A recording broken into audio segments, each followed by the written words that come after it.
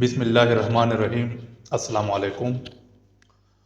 1918 میں امریکی حکومت اسپیرن نامی ایک کنٹریکٹر کے ساتھ بروکلن نیوی یارڈ میں ایک ڈرائی ڈاک کی تعمیر کا کنٹریکٹ سائن کر دیتی ہے۔ متعین جگہ پر ڈرائی ڈاک کی تعمیر کے ساتھ ساتھ وہاں سے گزرنے والے ایک سور لائن کی ریلوکیشن کا کام بھی اس پروجیکٹ کا حصہ ہوتا ہے۔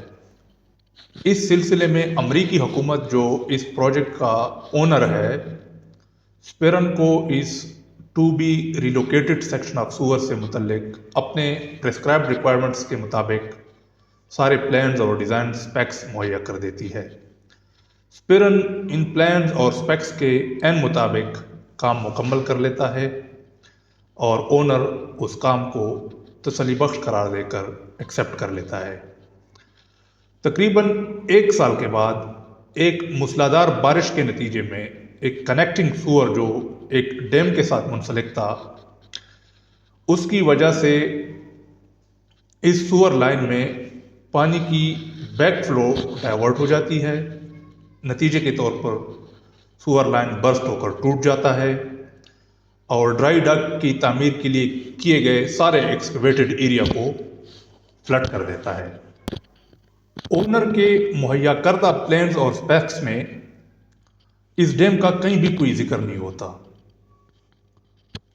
اسپیرن کام روک دیتا ہے اور اونر سے اس تباہ شدہ کام کی دوبارہ تعمیر کے لیے مزید پیسے مانگ لیتا ہے، جبکہ اونر الٹا اسپیرن کو ذمہ دار قرار دیتا ہے اور اس سے کام کی بحالی کا مطالبہ کر دیتا ہے۔ تقریباً 15 ماہ کی بے نتیجہ بات چیت کے بعد اونر اسپیرن کے ساتھ کیے گئے کنٹریکٹ کو ٹرمینیٹ کر دیتا ہے، سیور لائن کو ایک نئے سرے سے ڈیزائن کر کے اس کی تعمیر کا کام ایک دوسرے کنٹریکٹر کو حوالے کر دیتا ہے۔ ادھر اسپیرن اپنے بقایا جات اور نقصانات کے ازالے کے لیے اونر کے خلاف عدالت میں مقدمہ دائر کر دیتا ہے۔ مقدمہ چلتے چلتے اپیل کی صورت میں آخرکار امریکی سپریم کورٹ پہنچ جاتا ہے۔ سپریم کورٹ یہ قرار پاتی ہے کہ اونر نے جب کنٹریکٹر کو پلانز اور اسپیسیفیکیشن مہیا کیے تو ساتھ ہی یہ امپلائڈ وارنٹی کریٹ کی، یعنی غیر اعلانیہ طور پر یہ قبول کیا کہ کنٹریکٹر اگر ان پلانز اور اسپیسیفیکیشن کے مطابق سور لائن بنائے گا تو وہ ایڈیکویٹ ہوگا۔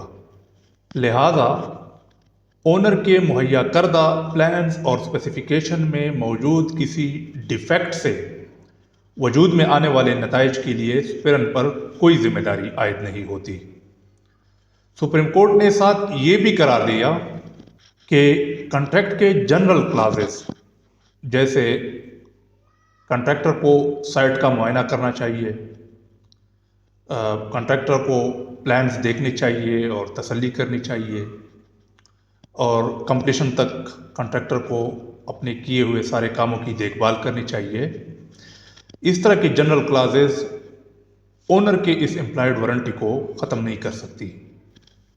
کنسٹرکشن کی دنیا میں یہ ایک لینڈ مارک فیصلہ تھا اور اس فیصلے کے نتیجے میں کنسٹرکشن لا میں ایک نیا ڈاکٹرائن وجود میں آیا جس کو اسپیرن ڈاکٹرائن کہتے ہیں۔ بعد کے عدالتی فیصلوں نے اسپیرن ڈاکٹرائن کو مزید ریفائن کر دیا۔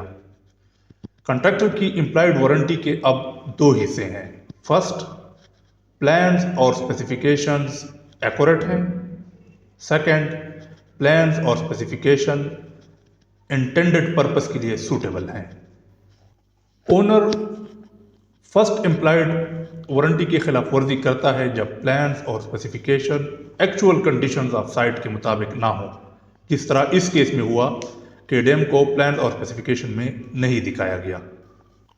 اونر دوسری امپلائڈ وارنٹی یعنی پلانز اور اسپیسیفیکیشن اپنے انٹینڈڈ پرپس کے لیے سوٹیبل ہونے چاہیے، اس کی خلاف ورزی کرتا ہے جب کنٹریکٹر اونر کی مہیا کردہ پلانز اور اسپیسیفیکیشن کو ایکوریٹلی فالو کر کے بھی کوئی ایسا فنشڈ پروڈکٹ پروڈیوس کرنے میں ناکام ہوتا ہے جو اپنے انٹینڈڈ پرپس کے لیے سوٹیبل ہو یا اونر کے لیے سیٹسفیکٹری ہو۔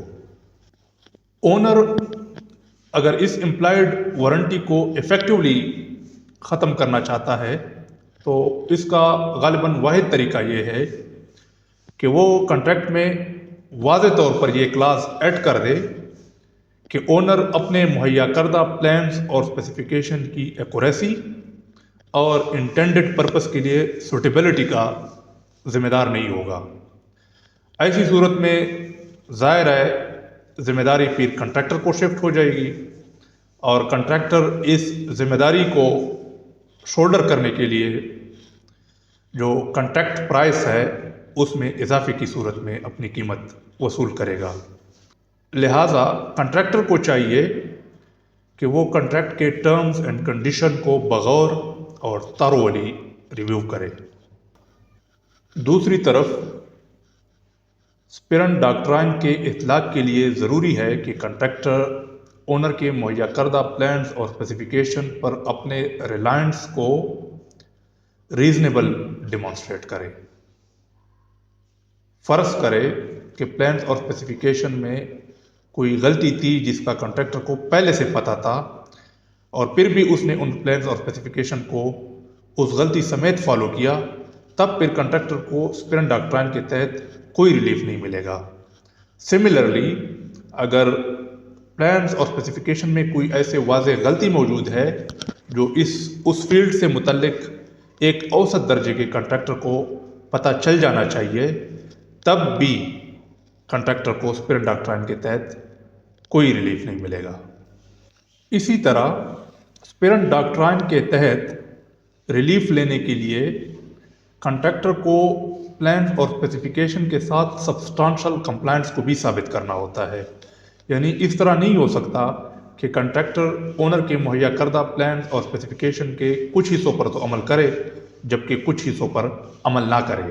ایک کیس میں کنٹریکٹر نے اونر کے پلانز اور اسپیسیفیکیشن کو ایکوریٹلی فالو کیا تھا ایکسیپٹ کیورنگ کے۔ اب چونکہ inadequate curing could have caused the lack of strength، اس لیے عدالت نے فیصلہ دیا کہ اسپرن ڈاکٹرائن اپلائی نہیں ہوتا۔ آج کے لیے اتنا ہی، اگلی ویڈیو میں دوبارہ ملتے ہیں، تب تک کے لیے اللہ حافظ۔